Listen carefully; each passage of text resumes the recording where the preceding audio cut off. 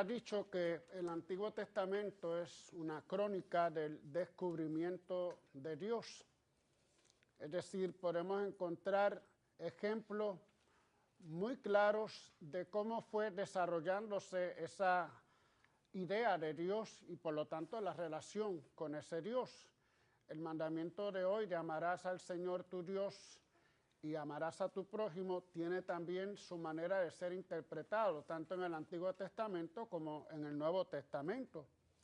Y hay que reconocer que hay muchos altibajos en el Antiguo Testamento, que encontramos, por ejemplo, un Dios a quien le llaman Señor de los ejércitos.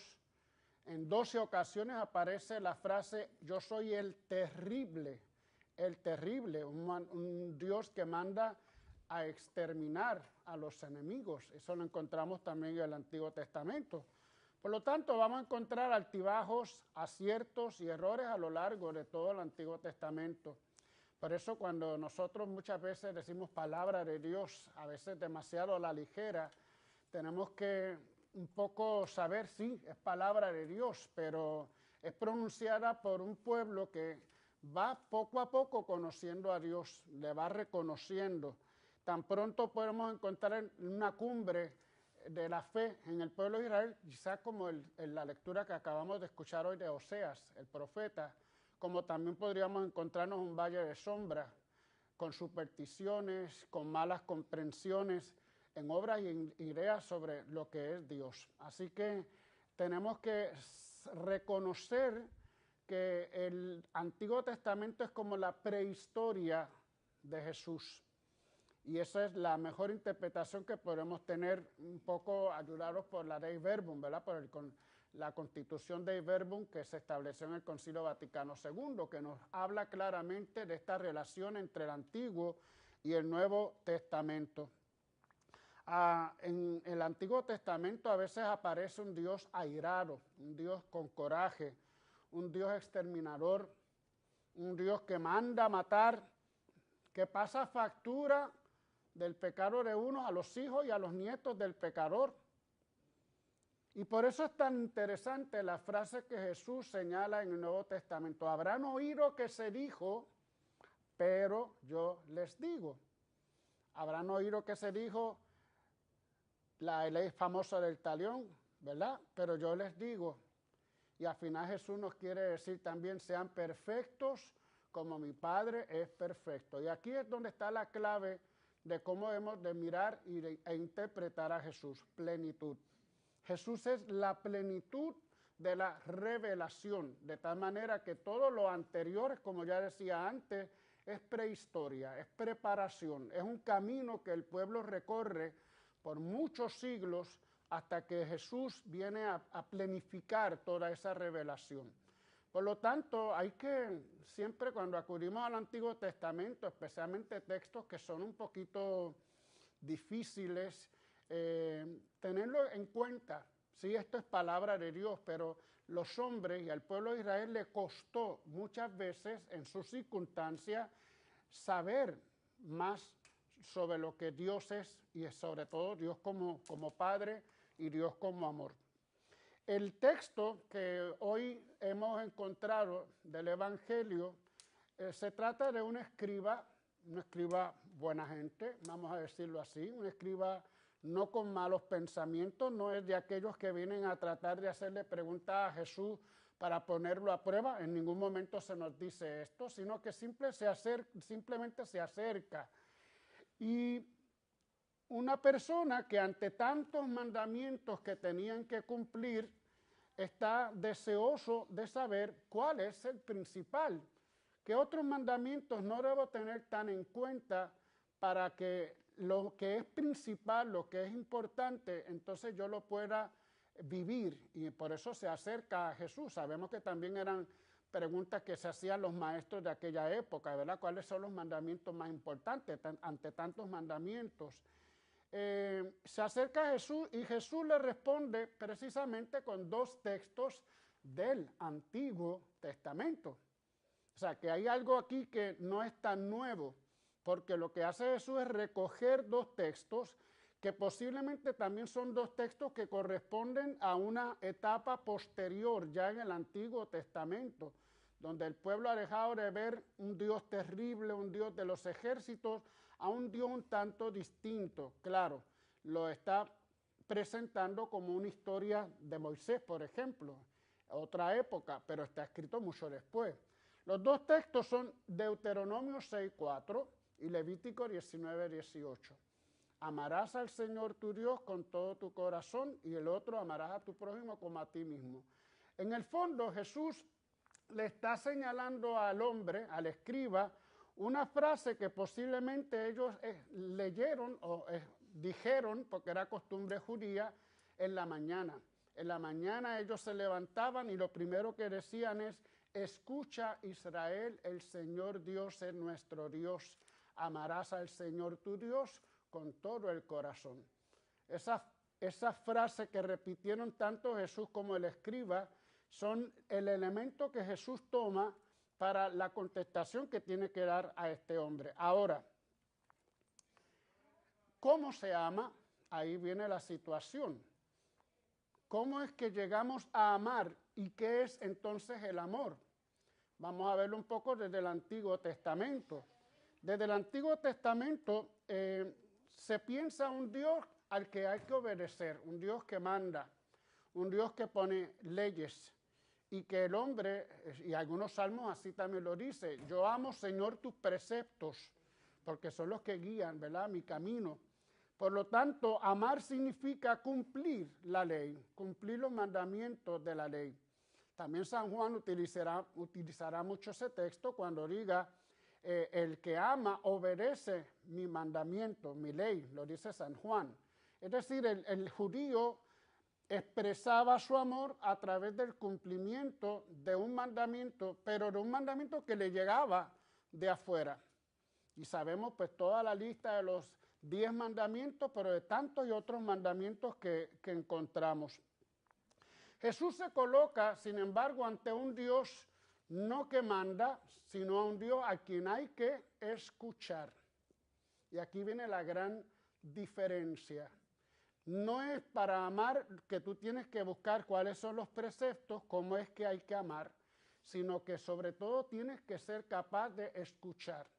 Tanto el Antiguo Testamento como lo acabamos de escuchar, escucha Israel, y ahora el Nuevo Testamento Jesús nos dice que para aprender a amar tenemos que escuchar a Dios, a ese Dios que nos habla. Lo importante no es conocer preceptos y cumplirlos, lo decisivo es escuchar a ese Dios que nos habla incluso sin pronunciar palabras. Cuando escuchamos al verdadero Dios, entonces se despierta en nosotros una atracción hacia el amor. Cuando escuchamos a ese Dios, se despierta en nosotros esa esencia que somos, porque fuimos creados desde el amor y fuimos creados como amor. Entonces, al abrirnos a esa voz de Dios que nos habla, surgirá la palabra amarás. Entonces, no amamos desde afuera, sino amamos desde adentro, desde un convencimiento que nos ha permitido escuchar al Señor. Y ahí es donde está la gran diferencia, podríamos decir, el gran atractivo o lo que resulta ser característico del mensaje cristiano.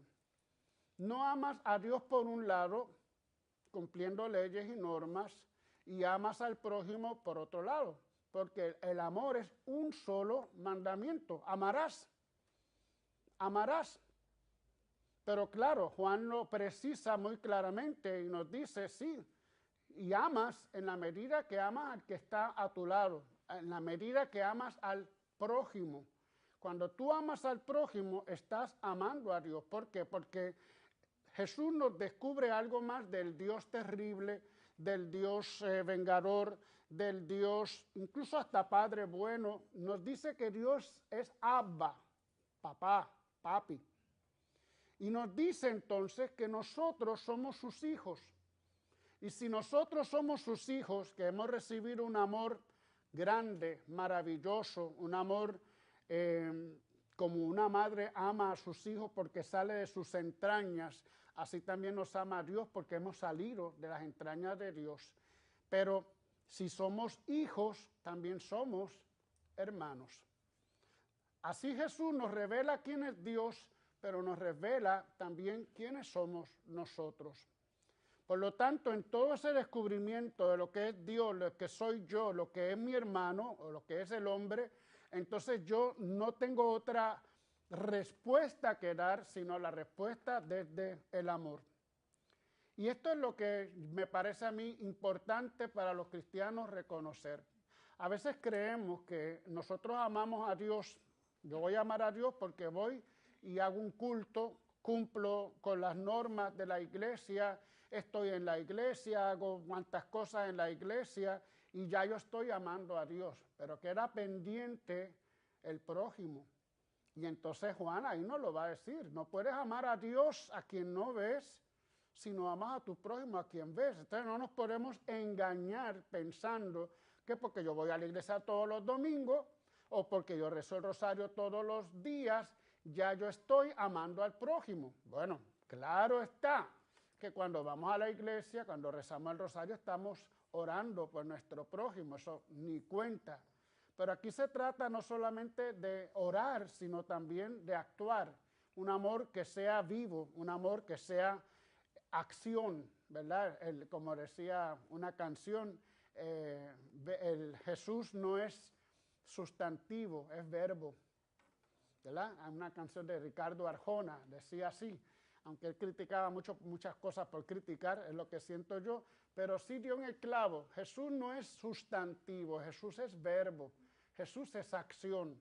La palabra es acción, la palabra que se hace carne es acción. De tal manera que entonces nosotros, cuando seguimos a ese Jesús, nuestro amor no puede ser un amor solamente cultural, un amor de devoción.